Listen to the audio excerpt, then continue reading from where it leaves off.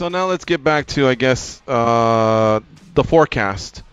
When we had you on about 6 months ago, you said this was before the Jones fight. You said I want to fight Jones, Alex, and then if I have to do Jones again, I don't know, because at the time I think you were hoping to even the score and then do the trilogy. But I like that you forecasted that day. If you had to forecast now, what are the fights that you think you want to knock off? It doesn't matter in what order, but what do you think is probably the 3 you could end your career with and be happy? So what I've started to do now is I don't know. I don't know who it's going to be. You know, it's going to be whoever it is. You know, I mean, my story now is. Allow me to give you my wish list. Give me your wish list, yeah, because my story is about me now. You know, I'm not worried about fighting someone when. It's just going to be whenever I'm ready to fight, I'll fight whoever's next. My wish list is Stipe. And then Alex Gustafsson. But if Jones solves it all the third time, then Jones on the way out. But believe it or not, Stipe's the one I'm the most into. And remember, we asked you, are you scared of damage? You said no. Are you scared of losing? You said no. And then we said, well, why not fight Ngannou and Stipe? And you weren't really that open to it. But now Dana's saying that he's talking to you. And so I got to ask you again, are you warming up to it? Because your division doesn't have a clear cut. He's hurt. Alex is hurt. And Stipe's doesn't have a clear cut. Because Fabricio has gone 2-0, but those two fighters weren't really contenders. But, you know, if they gave it to him, I wouldn't be mad. He's a former champion. So I thought, we're kind of against the money fights most of the time, but this time it kind of makes sense. And you two would make a lot of money together. You know, man, Stipe's a fantastic champion. I love that, you know, so I haven't given it much more thought than the last time you guys or anyone have asked me. But, yes, the boss did tell me that it is a possibility if it's something that we would want to consider, you know. So,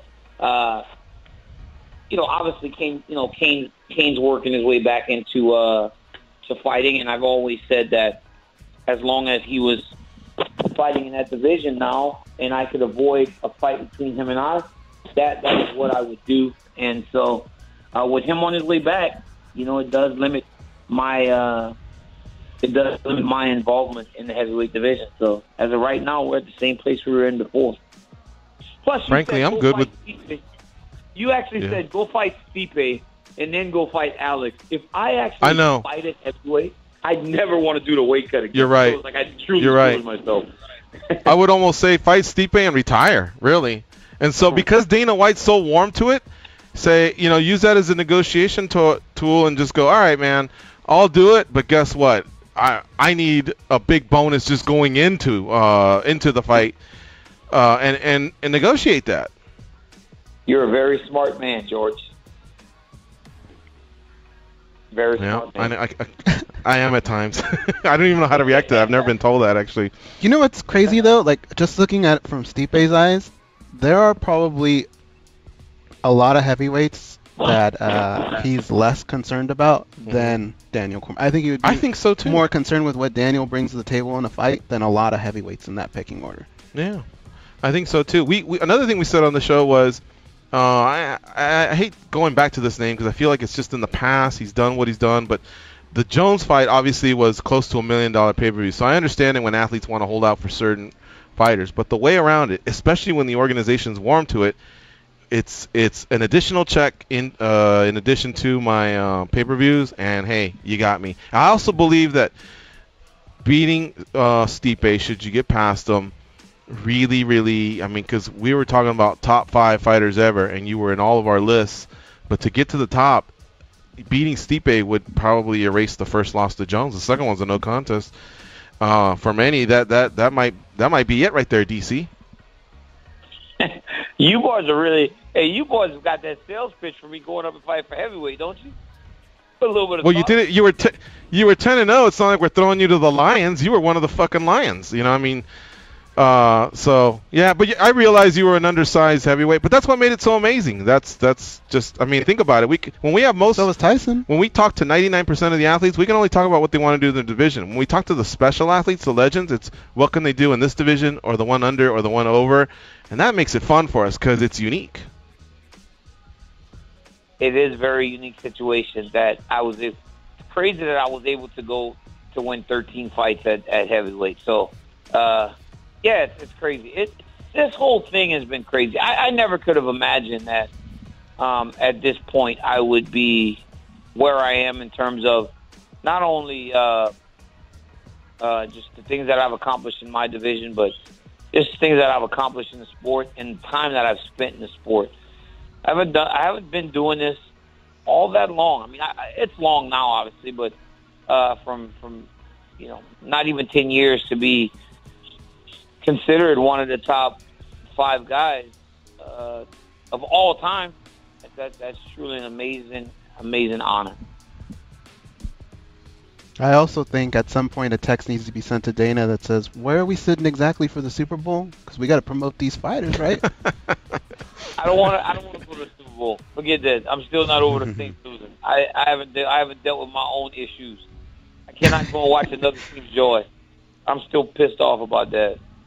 And then who are you rooting for? Vikings? Did you see the Vikings go lay a freaking egg last night? What kind of shit was that, man?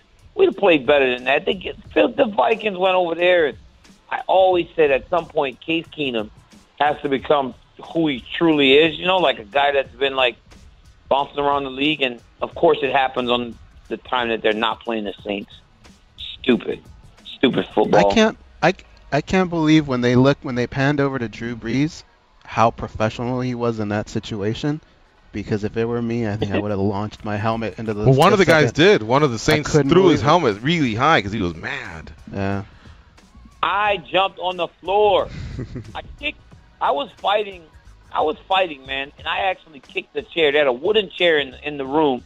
I kicked the chair because I was so pissed off. And my son just left the room. My boy actually got up and left. I felt so bad for him. I was like, wow, man, why am I getting this kid involved in sports when stuff like this can happen? It was amazing that happened.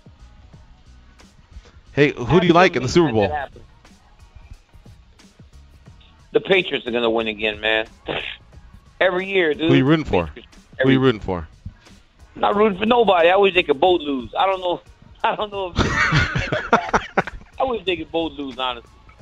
And at the same time, I wish both teams could lose. Last question. Are you impressed at all with the Bellator Openweight Grand Prix? You know, a few of those guys are guys that you know very well. And how do you think that one compares to the Strikeforce Openweight Grand Prix? It was a heavyweight Grand Prix from years ago. It's very impressive. I'm excited. I'm excited, man. I'm happy for Chael. Oh, my God. I called him last night. He texted me telling congratulations. I called him right away. I go, no, bud.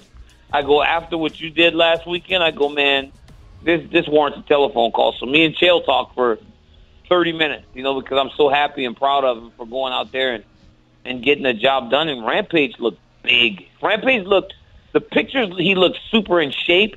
And then in the fight, he looked massive. He just looked massive. I was like, wow, this dude's big. And Chael went out there and did his thing, man. I'm so happy for Chael. You know, he deserved to win, and I can't wait to watch Mir and Fedor fight. Mir looks big. How big is Frank Mir right now? And totally. Obviously, my main man Mo. I want Mo to go out there and really take it to Ryan Bader. I wish they could make that for the title, though. Why can't they just make that inside their tournaments for the light heavyweight championship? I wish, but it'd have to be 5 rounds, additional camp. I don't know. DC, hopefully when you're in Vegas soon, we'd love to have you back in studio. We got to run along, though, because we got to pay the bills and do the commercial. But congratulations on the great win.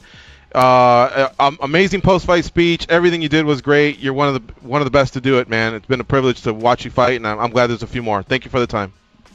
Thank you, boys. Appreciate it. Bye-bye. Okay, we'll see you, DC.